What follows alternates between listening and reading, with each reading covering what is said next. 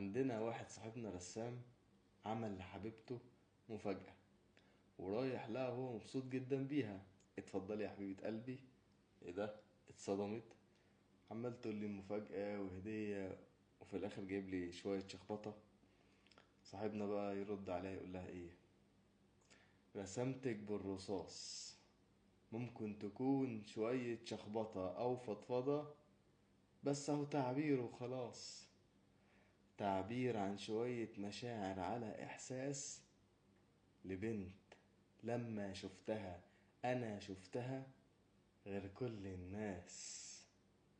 رسمتك بالرصاص، رسمة ولونتها من وريدي، ما كانتش مجرد رسمة بإيدي، رسمة دوبت جليدي، رسمة أنعشت خزائن روحي بعد